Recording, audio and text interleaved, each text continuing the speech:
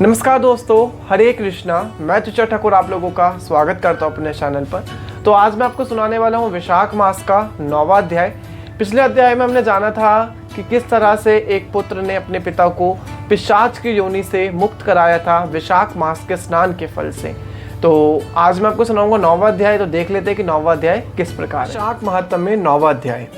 इतनी सुनकर मिथिलेश ने पूछा कि हे ब्रह्मा, इक्ष्वाकुंश वंश के राजा ने जल और अन्न का दान नहीं किया, इसी से वह चातक और छिपकली की तथा साधु महात्माओं की सेवा न करने से गिद्ध योनि में आया। परंतु आपने बताया कि वह 7 जन्म तक कुत्ते की योनि भोगी। उसने केवल 7 महाआत्माओं की सेवा नहीं की क्या, सो उसका फल उनको ना मिलता। उसने किसी को कष्ट भी नहीं दिया, सो बिना कारण ही उसको कुत्ते की योनि क्यों मिली? इसका कारण मुझको संशय है, कृपया करके मेरा ये शंका दूर करिए। राजा के ऐसे प्रश्न सुनकर महायशस्वी शुद्धदेव ने कहा, तुम धन्य हो जो हे राजन तुमने ऐसा धार्मिक प्रश्न किया है। सो मैं तुमको तुम्हारे संशय का समाधान करता हूँ, ध्यानपूर्वक होकर सुनो। यह वार्ता शिवजी ने कैलाश पर्वत पर भी पार्वती जी से कही थी। सब लोगों की रचना कर उनको परलोक और लोक दोनों प्रकार की स्थिति बताई और उनकी स्थिति के निमित्त 3 भेद बताए, जल सेवा, अन्न सेवा और औषधि सेवा। यह तीनों इस लोक की स्थिति के हेतु हैं तथा साधु सेवा, विष्णु पूजा और धर्म यह तीनों परलोक की स्थिति में के हेतु हैं। जैसे ऐहिक कर्म से धन संपत्ति आदि प्राप्त हो सकता है, वैसे ही पारलौकिक क्रियाएं कभी कभी दुख का कारण भी हो जाती हैं। जैसे यहाँ पर एक पुराना इतिहास कहते हैं, एक समय दक्ष प्रजापति महादेव जी को यज्ञ में बुलाने के लिए कैलाश पर गए थे। तब उनको आए देखकर श्री महादेव जी खड़े नहीं हुए, क्योंकि शिवजी ने सोचा कि मैं सनातन हूँ और यह सब देवता यज्ञ में भाग लेने वाले सेवक के समान है। इसलिए स्वामी का सेवक के आने पर, पति का पत्नी के आने पर, गुरु का शिष्य के आने पर उठना आवश्यक नहीं। यही सब शास्त्रों का मत है, जिसमें बलिदान, तप और शांति अधिक रहता है। वही गुरु है जो स्वामी स्वयं अपने सेवकों के लिए उठते हैं, उन्हीं की आयु, धन और यश तत्काल नष्ट हो जाते हैं। इसलिए यह मेरा प्रिय ससुर है, ऐसा विचार कर दक्ष प्रजापति की भलाई के लिए वह उठे ही नहीं।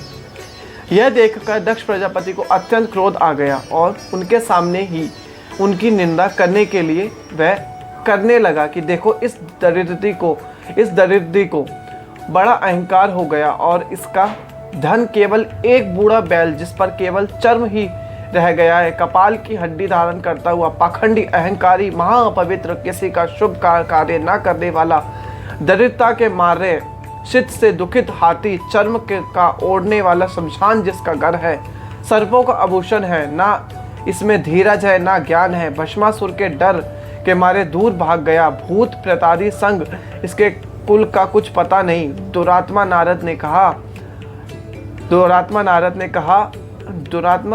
नारद ने ब्रह्मा जी से इसकी बड़ाई की, जिसमें मैंने अपनी कन्या सती का विवाह इसके साथ कर दिया। जैसे कुम्हार का घड़ा चंडाल के घर पहुंचने से किसी का नहीं रहता, वैसे ही मेरी कन्या का मुझसे कोई प्रयोजन नहीं। इस प्रकार दक्ष प्रजापति शंकर और सती को यज्ञ का निमंत्रण ना देकर और कुवाक्य कहकर वहां से चले गए। यज्ञ स्थान पर ऋत्विक और मुनियों को साथ लेकर विधि पूर्वक यज्ञ करने लगे। इस यज्ञ में ब्रह्मा और विष्णु भी नहीं आए, परंतु सिद्ध, चारण, गंधर्व, यज्ञ, राक्षस, किन्नर और सब देवी देवता यज्ञ में सम्मिलित हुए। सती को यह लालसा उत्पन्न हुई कि किसी प्रकार यज्ञ का उत्सव देखूं और अपने संबंधियों से मिलूं। महादेव जी के लाख रोकने पर भी वह न मानी और जाने का निश्चय कर लिया। शिवजी ने कहा कि हे भद्र, दक्ष सदैव सभा में बैठकर मेरी निंदा करता है, वह तुमसे सहन ना कर सकोगी और तुम अवश्य अपना शरीर त्याग कर दोगी। अतएव तुम अपने पिता के घर मत जाओ, इसमें ही कल्याण है। इस प्रकार समझाने पर भी सती जी नहीं मानी तो वह चुपचाप चल दी।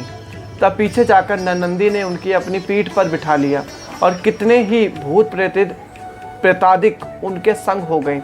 जब वह अपने महल में पहुंची तो किसी ने भी उनके साथ कोई वार्तालाप नहीं करी। तब शिवजी की बात याद करके वह यज्ञशाला में गई।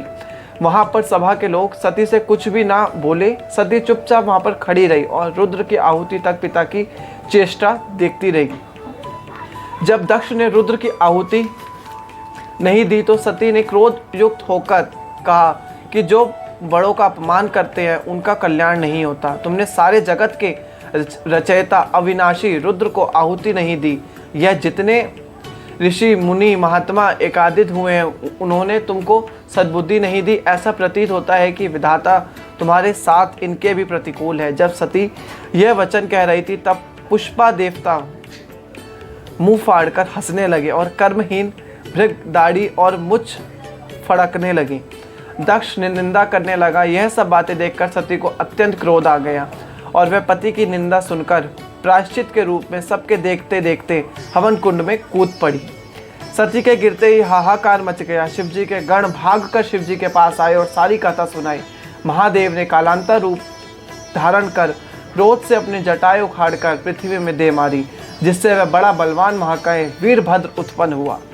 तब शिवजी ने उसको आज्ञा दी कि मेरे निंदक दक्ष का नाश कर दो, जिसके कारण सती को शरीर त्यागना पड़ा।